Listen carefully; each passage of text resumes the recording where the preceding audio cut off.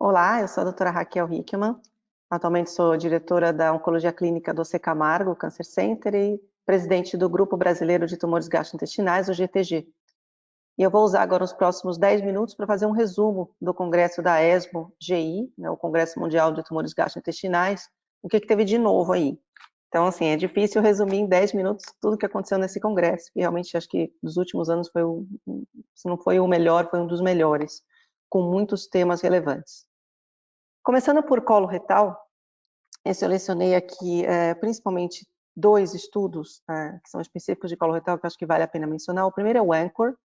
O ANCHOR é um estudo que avalia a inibição da via do BRAF, então a associação do binimetinib, que é um inibidor de BRAF, com o encorafenib, que é o inibidor de MEK, e o encorafenib, que é o inibidor de BRAF, com o cetuximab.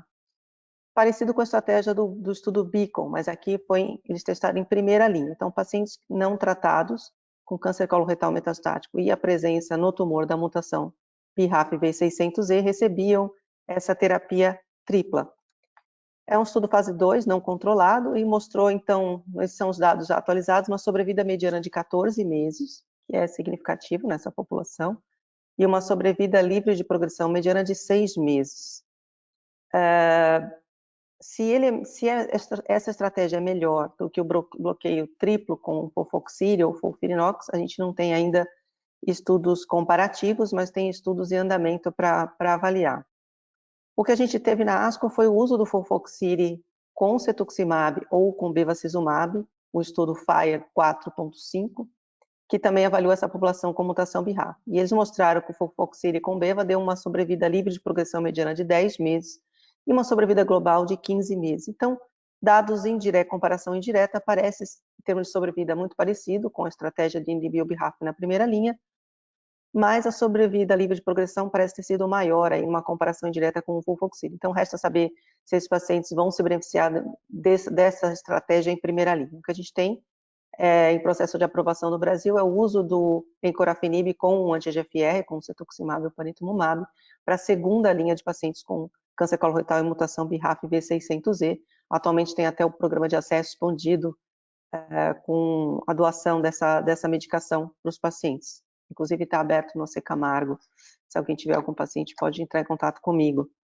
O segundo estudo foi uma atualização do CheckMate 142, que avaliou a combinação de ipilimumab e nivolumab em segunda linha para pacientes com câncer coloretal metastático e instabilidade de microsatélite, num segmento de 4 anos. E muito interessante que, num segmento mediano de 4 anos, metade dos pacientes não tinham progredido, 70% estavam vivos, com uma taxa de resposta de 65%. E foi muito parecida em todos os subgrupos. Quando a gente lembra do Keynote 177, que foi pembrolizumab em primeira linha, para pacientes com MSI-High coloretal, a taxa de resposta foi da ordem de 40% e parece ter sido inferior numa análise subgrupo de quem tinha mutação em Carras.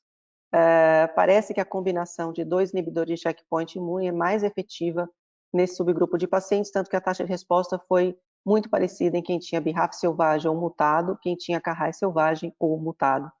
E baseado nesses dados, então, tem um fase 3 em andamento, né, avaliando se esses pacientes vão ter ganhos em relação à monoterapia com o inibidor de checkpoint imune. Teve uma sessão inteira sobre biópsia líquida e pesquisa de DNA circulante tumoral, não vou trazer aqui cada um dos estudos, mas vale a pena checar.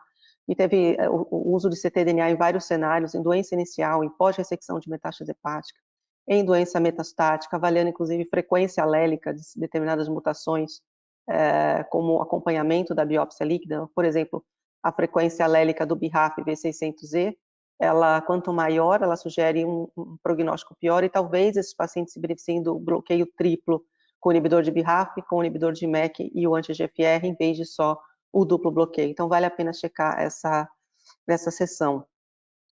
Teve um estudo bem interessante sobre a mutação Carras, na verdade foram 3 estudos sobre a mutação Carras 12C. Então, o interesse especificamente nessa mutação, é porque uma droga, pelo menos uma droga foi desenvolvida, que é o sotorazib, que é um anticorpo monoclonal anti-Carras 12C, tem outros em andamento, é o primeiro agente anti-Carras desenvolvido, e que teve recentemente aí uma aprovação, uma designação acelerada em câncer de pulmão, não pequenas células, mas em colo retal ainda isso está em estudos.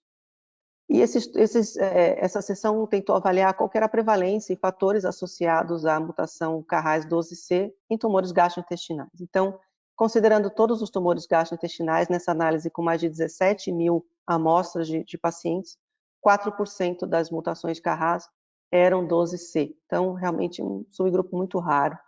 Mas dentre os tumores gastrointestinais, onde isso mais aconteceu foi em apêndice. Então, 4% dos pacientes com adenocarcinoma de apêndice apresentava a mutação Carras 12C, seguido de colo reto, que foi 3,2%.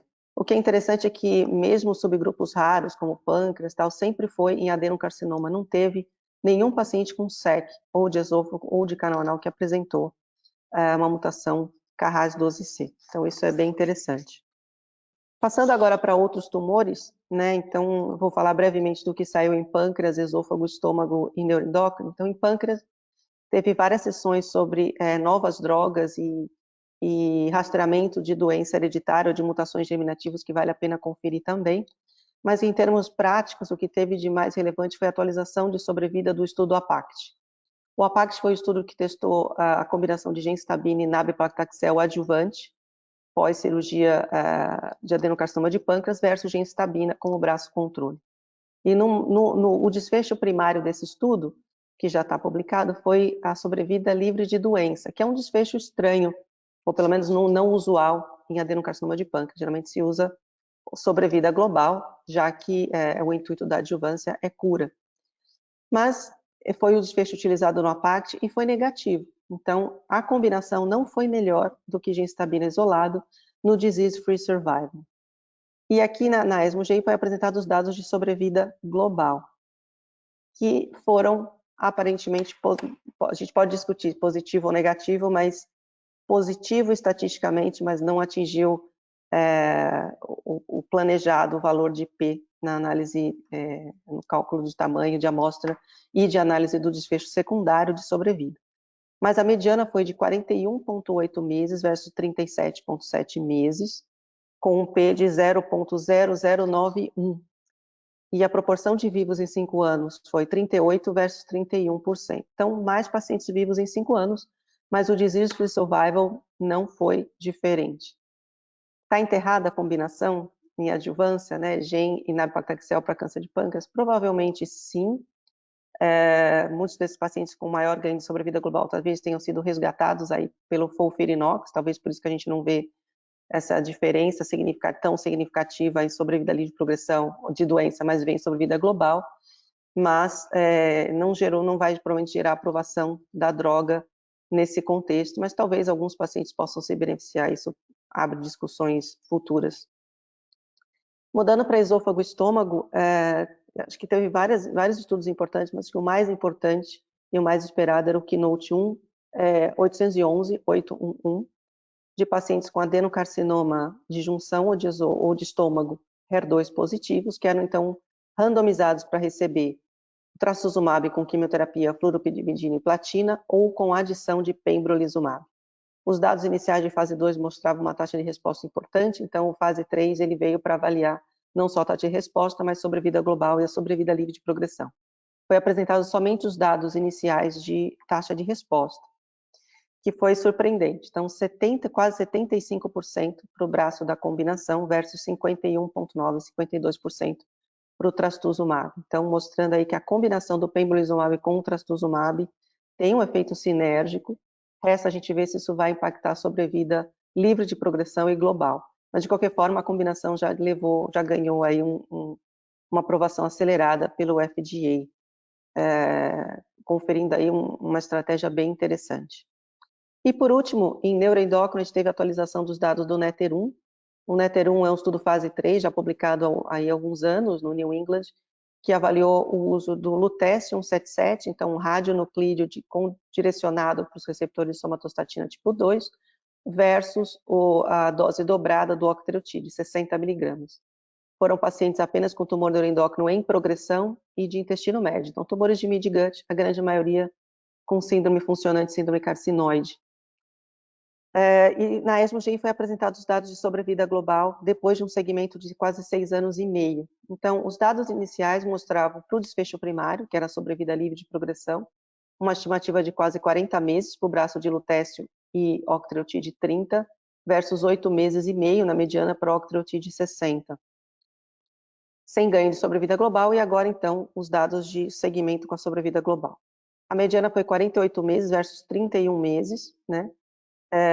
E lembrando que 1/3 teve crossover, então sugere até um ganho de sobrevida global, mas como boa parte dos pacientes do análogo dose dobrada cruzaram para o braço do lutécio, muitas vezes a gente não consegue avaliar a sobrevida global, também porque esses pacientes têm uma sobrevida mais longa e recebem outras terapias de resgate.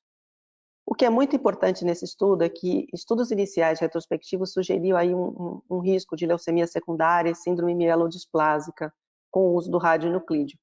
Isso com risco maior para pacientes com alto volume de metástase óssea, por motivos óbvios, maior irradiação na medula. Então é interessante que esse é o primeiro dado prospectivo que realmente quantifica isso. E o que eles mostraram nesse segmento de mais de 6 anos foi 1,8% dos pacientes desenvolveram síndrome mielodisplásica documentada com biópsia de medula. Ninguém teve leucemia secundária. Então, um risco baixo, mas que está lá.